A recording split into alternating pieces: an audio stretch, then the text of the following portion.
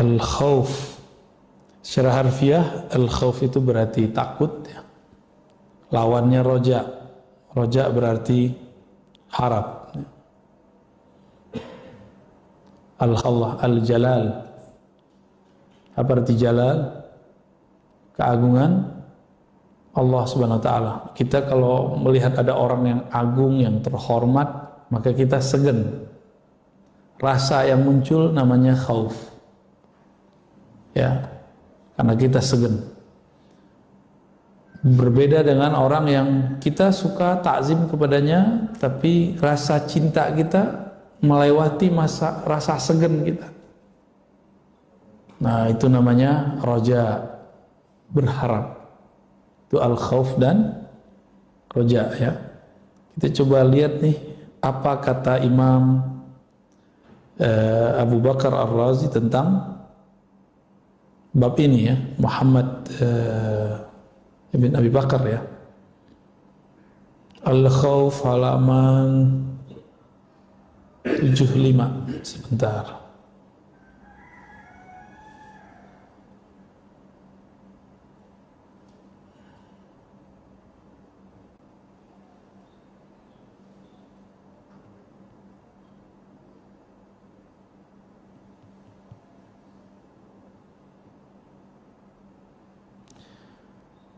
Al-khawf tawaqqu makruhin aw fawatu mahmubin. Nah, begitu kata beliau. Khauf itu ketika ada rasa takut saat terjebak ke dalam sesuatu yang dibenci oleh Allah Subhanahu wa taala. Aw fawat mahbubin, atau khawatir sesuatu yang dicintai hilang. Itu muncul rasa takut, benar ya? Kita melakukan sesuatu yang makruh dibenci Allah, kita merasa kemudian tidak nyaman, merasa ini berbahaya ini. Itu sudah khauf. Ada kewaspadaan. Atau bahkan kita malah maksiat lalu muncul rasa bersalah. Itu namanya khauf. Ya, itu maksud teks pertama. Qila huwa syish'arun nafs ma yakduru haluha fil mustaqbal. Rasa yang muncul dalam diri, nah ini penjelasan tambahannya, terhadap ma yakduru haluha fil mustaqbal. Khawatir mengenai di masa depan kita akan merasakan sesuatu yang atau mengotori diri kita sendiri. Kajian-kajian akhir zaman jika tidak berdasarkan ma'rifatullah, yang muncul hanya khauf, rojaknya nggak ada. Tahu kajian akhir zaman? Kajian-kajian tentang Dajjal, tentang Mahdi, tentang fitnah-fitnah, kekajian di akhir masa nanti. Itu kalau tidak berdasarkan ma'rifat yang tajam, cuma berdasarkan akliyat, hafalan, mungkin analisa-analisa kita terhadap dalil, itu yang terjadi nanti apa? Rasa khawatir. Maka coba lihat, saya cuma minta Bapak, Ibu, Saudara memperhatikan. Saya ada kajian akhir zaman, orang lain juga punya kajian akhir zaman. Rasakan bedanya. Ada perbedaannya. Kajian akhir zaman kita ambil dari para aulia-aulia dalam memahami dalil, bukan hanya dari para mufakirin, ahli-ahli pemikiran. Karena akhir zaman kabarnya diceritakan oleh Rasulullah. Rasulullah dapat berita lewat kolbu dari ruhnya. Siapa yang mengabarkan? Allah Subhanahu wa ta'ala. Maka cara memahaminya harus lewat kolbu, nggak bisa lewat ini. Kalau lewat ini apa yang terjadi? Beberapa ustadz itu sudah pengen selamat. Beberapa dai itu sudah mengajak orang buat perumahan akhir zaman. Pernah dengar? Oh, ini sunnah. Kenapa? Nanti Rasulullah memuji orang-orang yang dia uzlah, dia menyendiri, tidak tinggal di keramaian. Lah hadisnya jelas uzlah. Uzlah itu sendiri. Kalau buat komplek tengah hutan namanya rame-rame. Kalau mau cari duit, bilang aja cari duit ya. Gak usah bawa-bawa akhir zaman. Ya. Atau emang gak ngerti, bilang gak ngerti. Di atas wali ada wali, di atas orang alim ada orang alim. Nanya kepada orang yang lebih alim. Jangan tebak-tebakan. Ya, jadi bab ini bab yang berbahaya. Nah, kajian akhir zaman bisa membuat orang takut. Kalau dia tidak punya ma'rifatullah, maka harus balance antara khauf, roja, rasa takut, dan roja, rasa harap.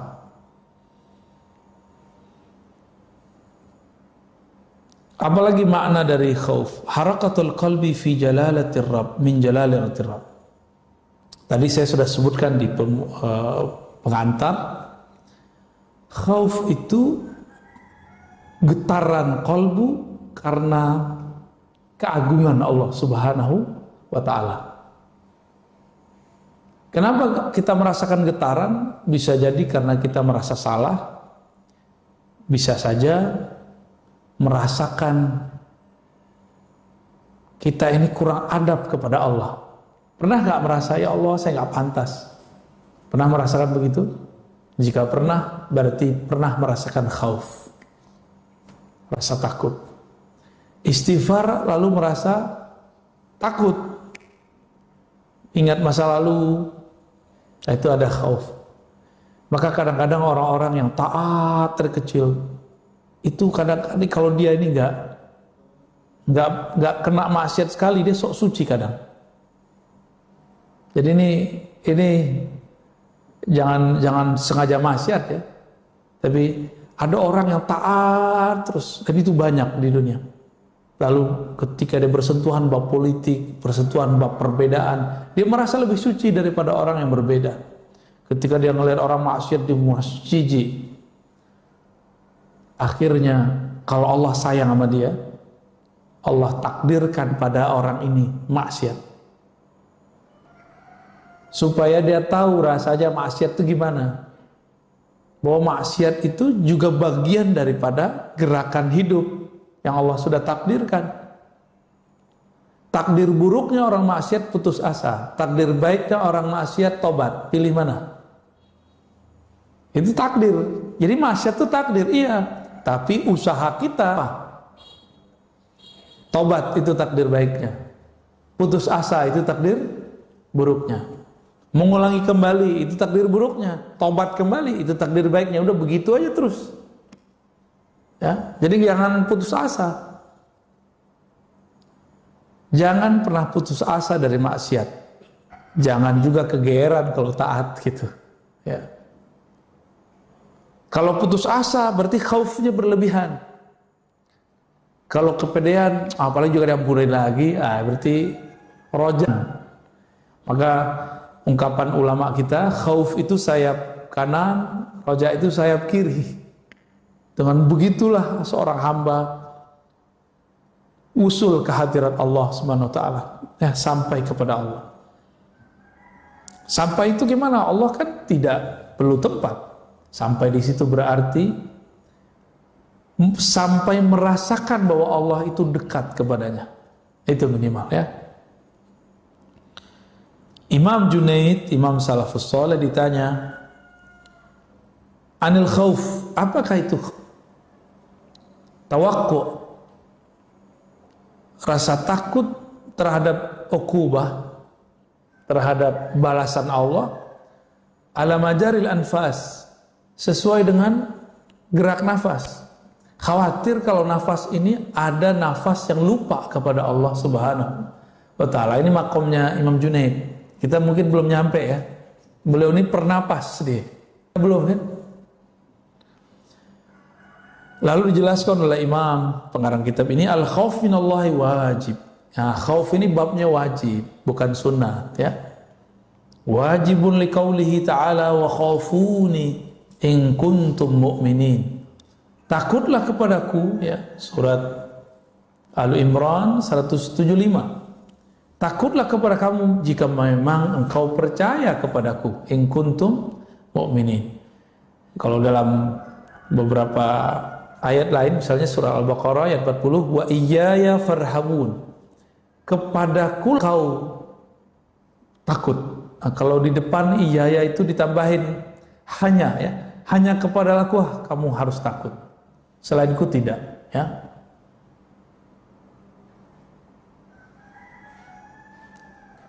Allah itu memuji para nabi, para wali dengan rasa takut itu. Yad'unana raghaban wa rahaba. Mereka berkami dengan penuh rasa harap dan rasa takut. Harap diterima, takut ditolak. Nah, itu maksud juga, ya. Wa yakhafuna rabbahum min fawqihim. Mereka takut kepada Allah min fawqihim. Ini orang menjadikan ayat ini dalil bahwa Allah di atas. Pada min fawqihim, dari atas mereka, itu nggak mesti berarti Allah di atas. Karena kata fawq bisa berarti seperti dalam surah Al-Baqarah, innallaha la yastahi ayyadriba masalan ma ba'udatan fama fawqaha. Kata fawqa itu artinya yang lebih kecil daripada ba'udah. Ba'udah artinya nyamuk, ya. Dan ayat-ayat yang lainnya, yakhshawna rabbahum yakhafuna su'al hisab.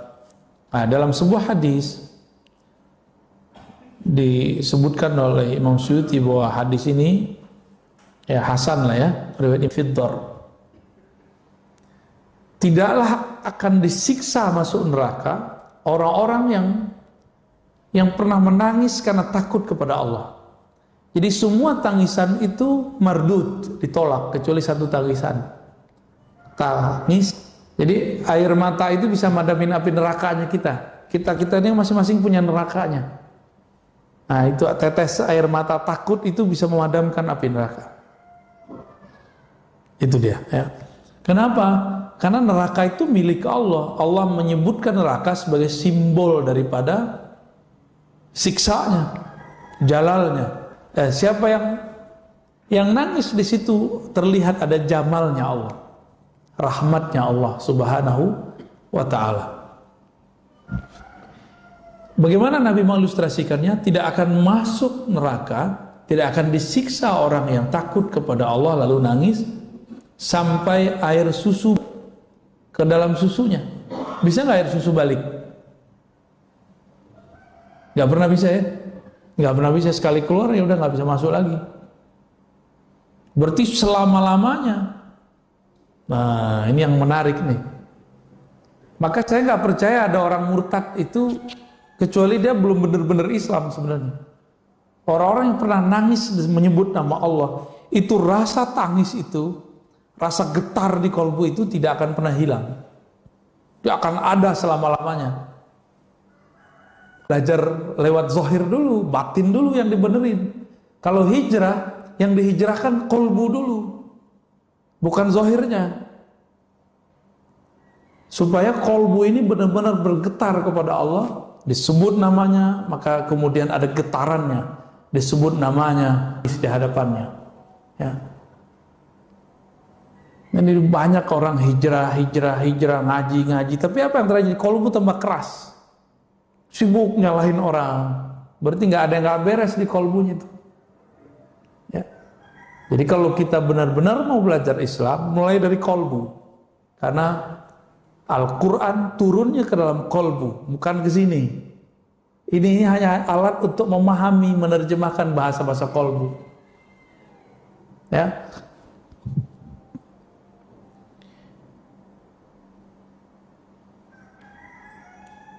Dalam riwayat Imam Tabrani disebutkan, idza qsha'arra jasadul 'abdi tahatat anhu dhunubuhu kama yatahatat 'anis syajaratil yabisah waraquha. Apa indikator? Ini indikator membaca tubuh. Tubuh ini menerjemahkan kolbu. Kita kalau istighfar, doa, muhasabah, sholawat, zikir, lalu ada merinding. Pernah merinding nggak kalau berzikir? Atau merinding di saat ada ta'lim yang membuat kita ingat kepada Allah. Jika antum merasakan itu, maka pada saat itu tahatat zunubuh, dosa-dosanya gugur seperti gugurnya daun-daun di musim gugur. Di Indonesia nggak ada musim gugur ya. Tapi karena ada beberapa pohon seperti pohon kapas, dia gugur di musim tertentu. Coba perhatikan dia, ketika kolbu ini bergetar, tubuh ini kemudian merinding, bulu roma kita merinding menyebut nama Allah, merinding mendengarkan kalam-kalam Allah, kalam-kalam Rasulullah, kalam-kalam ulama, aulia-aulia Allah. Itu merindingnya membuat kita diampuni. Ya, nah, itu indikatornya. Antum baca sholawat, ada perasaan merinding nggak? Gitu. Itu lagi dijawab tuh sholawatnya sama Rasulullah Sallallahu Alaihi Wasallam. Ya. Karena kebanyakan orang nggak merasakan ya.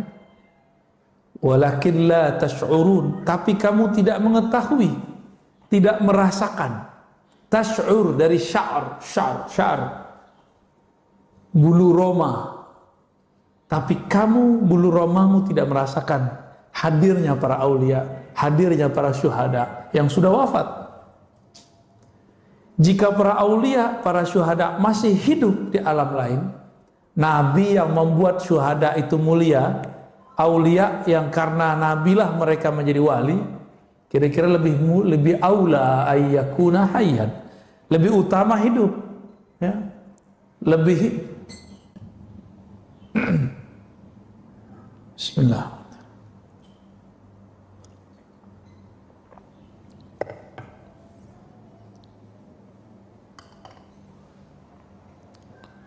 Wa qala sallallahu alaihi wasallam, nah, Nabi mentafsirkan satu ayat, walladzina yutuna ma atau wa qulubuhum wajilah. Orang-orang yang memberikan apa yang mereka berikan dan kolbunya penuh dengan rasa wajlah, rasa takut. Ay khaifah alla yuqbala minhum a'malul bir. Jadi kita nih ciri-ciri indikator kalau kita sudah ada masuk nih rasa takut ke kolbu, kita beramal, memberi sedekahkah, berzikirkah, sholatkah, lalu ada perasaan khawatir nih nggak diterima, merasa nggak pantas diterima, itu masuk semua tuh ke bab khauf. Kalau indikator ini sudah ada, berarti sudah mulai bagus kolbunya. Ya. Kana an-nas ya'uduna Dawuda wa yazunnuna annahu marid wa lam yakun bihi illa shiddatul khauf min rabbih. Jadi ada satu riwayat ya bahwa dalam Israiliyat Nabi Daud sakit, terlihat sama orang, tapi sebenarnya beliau nggak sakit, beliau cuma ketakutan habis membaca Az-Zabur, lalu badannya lemas, bergetar, panas dingin. Jadi dulu para nabi baca ayat-ayat Allah sampai begitu. Kalau kita nggak ya, nggak ada yang begitu ya. Di zaman Hasan al-Basri itu ada orang baca surah Al-Hadid, nyampe di ayat 16-nya pada pingsan. Kita nggak ada yang begitu. Apa yang salah ini? Maka minimal merinding-merinding lah kalau dibacakan ayat lalu disebutkan maknanya. Waktu kemarin saya baru pulang dari Sumatera, dari kampung saya, itu macam-macam berteriak di sana. Ada yang merinding begitu, ketakutan nih kepada Allah. Wajlah, bulu romanya merinding. Sampai-sampai dia nggak tahan, dia berteriak, ya Allah. Ada juga yang kurang ajar, kita belum selesai ngomong dipotong. Ya, ada juga yang begitu, gaya badui. Angkat tangan langsung ngomong, itu kan badui itu. Orang kalau angkat tangan gimana hadapnya? Dipersilahkan dulu baru ngomong. Itu saya diuji juga tuh Pak, diuji perasaan saya gimana. Ya. Itu soal adab itu, ya. Adab yang buruk. Nah, itu terjadi Pak. Tapi yang bagus adab banyak juga. Cuma kadang-kadang kita diuji sama yang buruk adab doang. Ya. Nah, ada sebuah kalam, ini hadis juga. Rasul hikmah makhafatullah. Hikmah, orang kan belajar hikam, lalu menemukan hikmah dalam hidup. Apa inti dari hikmah? Makhafatullah, rasa takut kepada Allah Subhanahu wa ta'ala. Maka dikatakan di sini, man khafallaha khafahu kullu syai'. Wa man lam yakhafillah khafa min kulli syai'. Nah, ini hadisnya riwayatnya hasan ya kalau digabung dengan riwayat yang lain. Siapa yang takut kepada Allah, maka segala sesuatu akan takut kepadanya. Maksudnya kalau kita segen kepada Allah, maka semua di alam semesta akan segen kepadanya, kecuali jin dan manusia yang durhaka kepada Allah. Sebaliknya, siapa yang tidak takut, tidak segan, tidak hormat kepada Allah, maka dia akan takut kepada segala sesuatu. Apa aja takut? Corona takut, enggak corona takut. Trauma 2019 takut, ntar mau 2004 takut duluan, 2024 belum datang udah takut duluan. Corona berikutnya belum datang udah takut duluan. Kedinginan ini ya. Jangan-jangan lebih kotoran itu Pak ya, karena jangan-jangan jarang dicuci tuh. Taruh aja kan, percaya kalau bersih. Kalau kita batuk-batuk di situ. Kalau karpet semoga dibersihkan sering-sering ya. Kalau semoga tiap hari ada yang bersihin. Emang usahanya lebih banyak sih. Di masjid-masjid besar sudah rapat, sudah ya. Semoga coronanya masih tidur lah. Kalau nanti muncul bangun ya siap-siap aja Pak ya. Raditu billahi rabba. Ridha kepada Allah. Virus itu nggak ada yang bergerak sendiri. Itu ada intervensi manusia. Berarti ada yang makar kan? Bener. Ada yang makar toh? Takut nggak Pak? Yang ngeri kalau kita dengar cerita konspirasi ngeri. Tapi tenang aja, Allah itu baik, lebih cakep dalam membuat makar. Wallahu khairul makirin. Mereka mau makar sekarang, silakan ente makar ya. Allah Tuhan kita lebih baik makarnya. Maka kurang-kurangi Pak karbo dari sekarang. Tuh saya virus itu tumbuhnya lebih gampang kalau ada karbo. Kurangi yang manis-manis di badan. Bapak ini dan manis ya. Itu khairul makirin. Lebih baik makarnya daripada mereka. Tenang aja Pak. Nggak ada namanya orang buat jahat terus dia enak, nggak ada. Ya, may ya'mal syarran wa may ya'mal syarran yarah. Yang berbuat buruk, cash, kontan dia akan melihat hasilnya. Itu aja.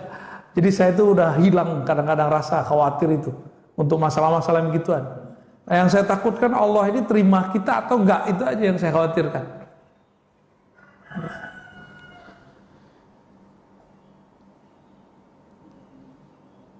Semoga nanti yang berwenang mengumumkan nggak wajib pakai masker, wah lebih enak lagi Pak ya. Masker lumayan mahal Pak, udah kaya tuh tuan-tuan masker tuh ya. Bisnis masker udah luar biasa tuh.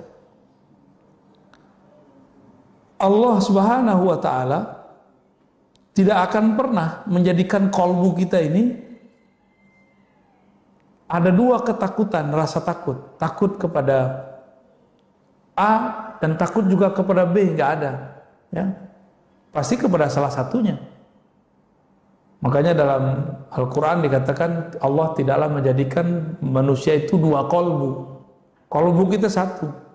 Maka rasa takutnya cuma satu. Takut kepada Allah, takut kepada Allah aja. Kita ngomong begini bukan berarti kita nggak waspada terhadap corona. Kepada corona bukan khauf tapi waspada. Bisa bedain? Kita tidak takut corona tapi kita waspada kepada corona. Kepada Allah takut. Bisa bedain? Jangan konyol juga bilang gak usah takut kepada corona, gak usah waspada, itu konyol juga tuh. Mengada buktinya orang meninggal kok ya. Kalau antum gak percaya, gak masalah. Buktinya ada. Ya. Semuanya ada.